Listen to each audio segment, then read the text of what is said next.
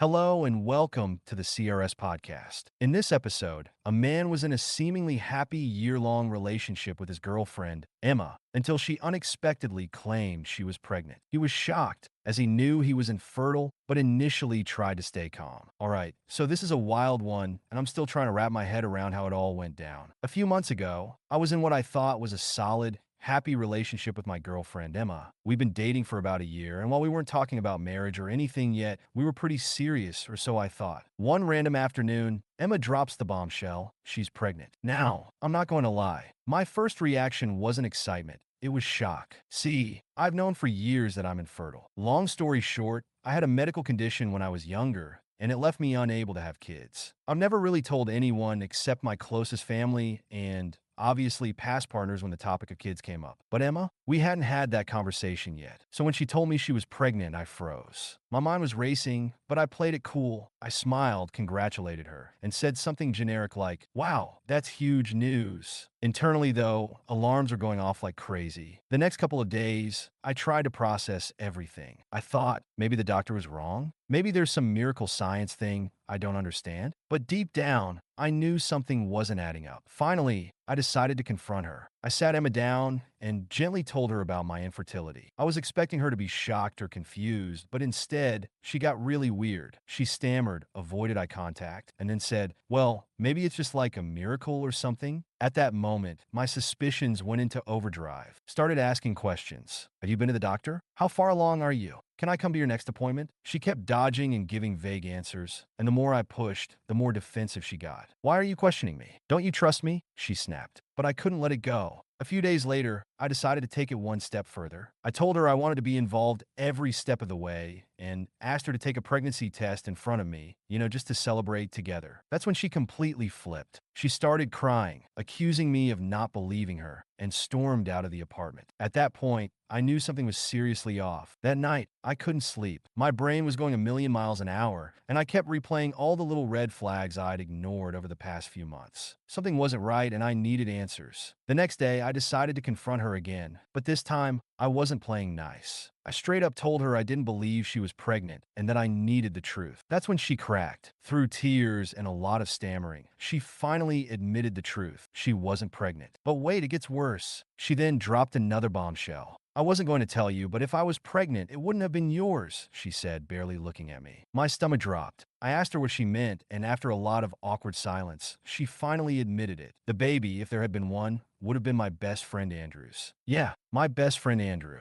Apparently, Emma and Andrew had been hooking up behind my back for months. She said it just happened and that she didn't mean for it to get this far. I guess her little fake pregnancy stunt was her twisted way of trying to manipulate me into staying with her, even though she'd already betrayed me in the worst possible way. Was absolutely floored. I didn't even know what to say. I just stared at her, feeling this mix of anger, betrayal, and sadness that I can't even describe. After what felt like an eternity, I told her to get out of my apartment and never come back. After she left, I called Andrew. At first, he denied everything, but when I told him that Emma had already confessed, he finally owned up to it. His excuse? "I didn't mean for it to happen, man. It was a mistake." Mistake. Right. Told him we were done and hung up. I haven't spoken to either of them since. Looking back, I feel like an idiot for not seeing the signs sooner. There were little things, like how Emma would get weirdly defensive about her phone, or how Andrew had been more distant than usual. But I brushed them off because I trusted them. That's the part that stings the most. I trusted them. If there's any silver lining to this whole mess, it's that I dodged a massive bullet. Imagine if I hadn't confronted her. I might have spent months, even years, thinking I was going to be a dad, only to find out the truth later. Anyway, lesson learned. Trust your gut